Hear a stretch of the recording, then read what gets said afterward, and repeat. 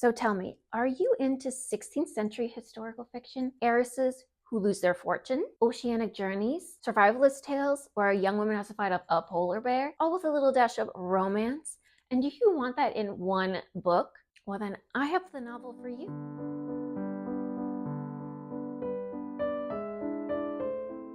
Welcome, my name is Ella, and we are here to talk about books. One book in particular, ISOLA by Allegra Goodman. So let me kind of set the scene. It's the first half of the 1500s, and Marguerite is an orphan who lives in the Périgord region of France. Now, she inherited her father's estates, including a chateau, vineyards, and a whole town. And she is now the ward of Jean-Francois, let me say that again, Jean-Francois de la Roque de Roberval, who is a nobleman and a privateer who is a favorite of the King of France. Now, Roberval is supposed to be managing her estates until she gets married, but instead of finding her a husband when she comes of age, he takes her away from her home, the only home she's ever known, and her only friends, moves her to La Rochelle, and rents out the chateau so random people are living there now instead of her. Not very nice. So Isola was written by Allegra Goodman, and she's the author of 6 novels, including Isola, which was the Reese's Book Club pick for February of 2025.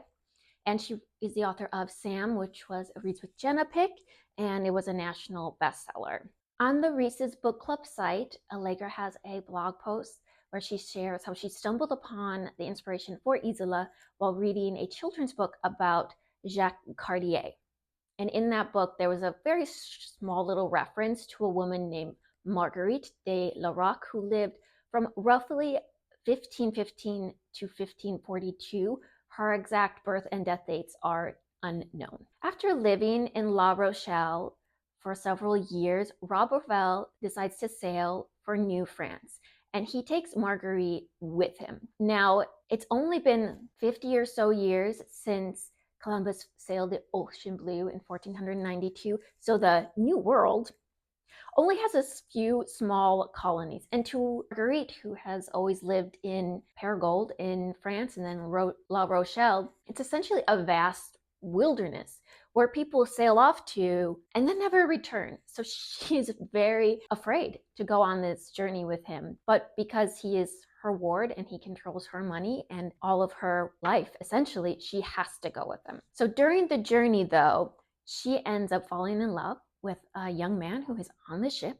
And when Roberval finds out about this, he is really not pleased because he's kind of controlling over her. And so he decides to maroon them on a deserted island or an uninhabited island off the coast of what is now Newfoundland in what is now Canada. And they leave them with very few belongings or supplies. And so now it's Marguerite, her boyfriend, and her maidservant are alone on this island, and now they have to survive. So on this island, there are, some things they can live off of, but they have to fight the elements, including animals like bears and wolves and other things, but mostly, winter time on a little island in the Atlantic off the coast of Newfoundland. They are in for it. And at this point, the story really switches to a survivalist tale, which reminded me a lot of Lauren Groff's most recent novel, The Vaster Wilds.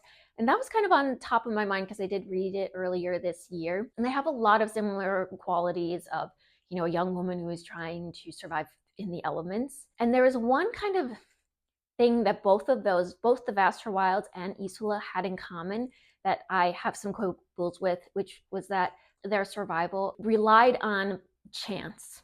Like they would just happen to stumble across, a duck's nest with a whole bunch of eggs, right before they were about to collapse from hunger.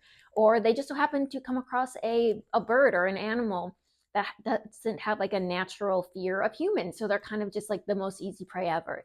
And so these characters aren't using their skills or ingenuity or their wits to survive. And that meant that, when they did survive, it didn't feel very satisfying, right? It was very convenient instead of them really using their ingenuity. I found Isola very compelling.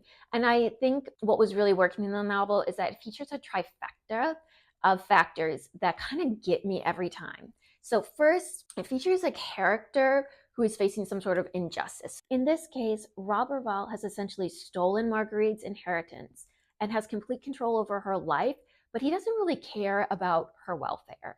And so this really made me feel a lot of compassion for her. Second, due to the realities of the world that the character lives in, there's no way for them to fight back or get redress for the injustice that's been done to them. So in this case, Marguerite is dependent on Roberval for everything, for money and protection. And there isn't a legal framework in place at this time for women to be in control of their lives and their finances. And so I really associated with the frustration being a pawn essentially in somebody else's life. And I really felt a lot of indignation on Marguerite's half. So third, the character not only can't fight back, but they also have to almost pretend they like the person that is victimizing them or is grateful for the poor treatment that this person has given them. So it's not enough for Marguerite to accept Roberval's control over her. She has to play along and pretend to like Roberval and be grateful for the very little that he does give to her, because she knows that if she doesn't, he can make her life a living hell. And he does become very possessive of her and controlling over, all aspects of her life. And so she is compelled to play along and play nice with him. So Allegra Goodman uses this trifecta to really good effect, because I was super compelled by this story and I did care a lot about Marguerite and what would happen to her, even though I didn't find Marguerite a particularly interesting character. It's not that she's unlikable, it's just that her personality was kind of milquetoast for my taste. Like, she wasn't particularly charming, she isn't witty. Over time, throughout the book, she does though gain a lot of independence, self-assuredness, and she becomes really capable as she goes through these trials. Now, the novel starts with a prologue, and it shows Marguerite already, as an adult on this island, and it's a really compelling beginning. Because she's like holding a gun and she's like aiming it at a ship. So you're seeing her be, very strong and independent, and she's in this tense situation. But then chapter 1, you jump back in time to when Marguerite is very young, like she shares some of her earliest memories. And then you have to go through 20 years until we get back to that island. And that comes about halfway through the novel. And I just found that a little frustrating that we had to jump so back far in time, and then they had to wait so long to get back to that island and that really tense scene. So the ending, without giving anything away, I'll just say that I felt like the ending kind of had this fairy tale-like quality that just didn't sit right with me. Like, I don't know how else to say it, but it wasn't entirely realistic, which was kind of confusing because for most of the novel, it was very realistic to the point of being almost harsh about the realities of Marguerite's life and everything she faced, right? So she goes through these terrible trials, terrifying situations, and then at the end, everything kind of gets wrapped up in a pretty bow and she gets like this big reward. I would imagine that after, enduring things like that, things might not be so simple. So despite this, the ending did have like proper resolution.